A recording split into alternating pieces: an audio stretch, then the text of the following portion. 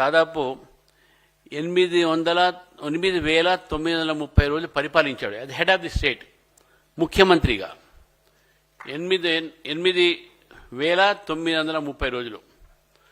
అంటే ముఖ్యమంత్రిగా ఇన్ని, అంటే హెడ్ ఆఫ్ ది స్టేట్, ఒక పరిపాలన ఒక వ్యక్తిగా హెడ్గా వారు 8,930 రోజులు చేస్తే నరేంద్ర మోదీ గారు వారిని కూడా సర్పాస్ చేసి 8,931 రోజులు ఈరోజు పూర్తిగా చేశారు.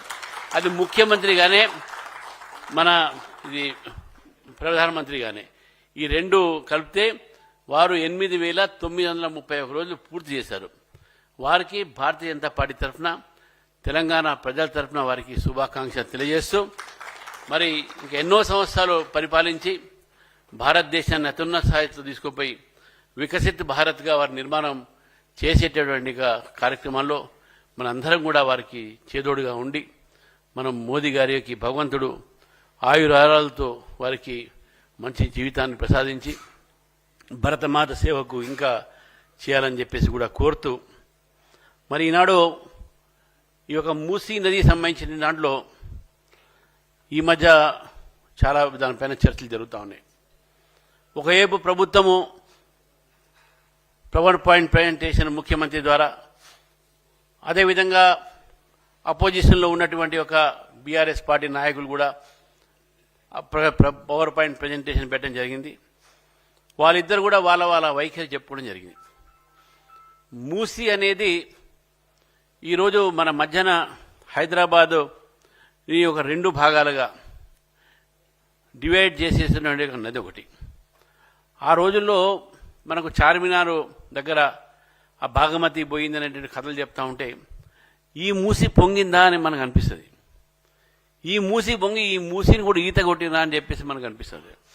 అయితే గతంలో మూసి నది అనేది చాలా స్పష్టమైనటువంటి నది. అది గండిపేటలో పడేటటువంటి నీళ్ళంతా కూడా అది మూసీ నది. ఆ మూసీ నది వాటర్ ఎంత మంచిదంటే, మీరు ఓల్డ్ సిటీలో చాలామంది పెహల్వాన్ చూస్తుంటారు, మంచిగా హార్మోన్స్ బాగా డెవలప్ అవుతాయి మూసీ వాటర్తో, అంటే గండిపేట వాటర్తో. ఆసిఫ్ నగర్ ఫిల్టర్ బెడ్స్ ఉన్నాయి, మీరు చూశారు ఆసిఫ్ నగర్ ఫిల్టర్ బెడ్.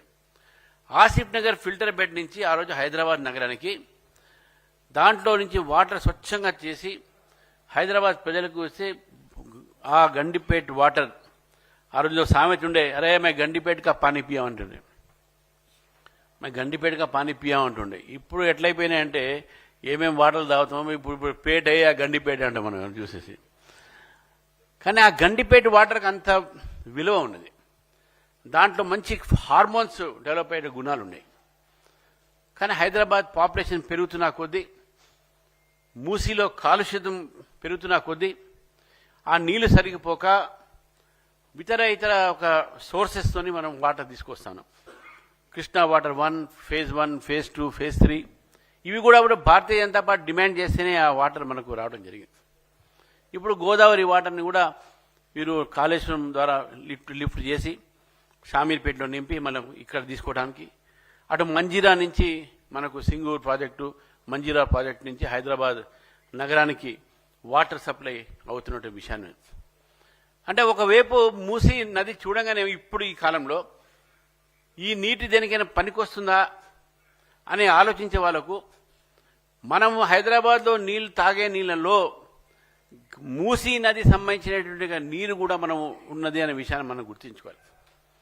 ఏ జలమైతే మనకు జీవితం ఇస్తుందో, ఏ జలమైతే మన జీవన ఆధారం ఉందో, ఆ నదిని ఈరోజు మనం ఎంతవరకు గౌరవించుకుంటున్నామో ఒకసారి మనం చూసుకోవాలి.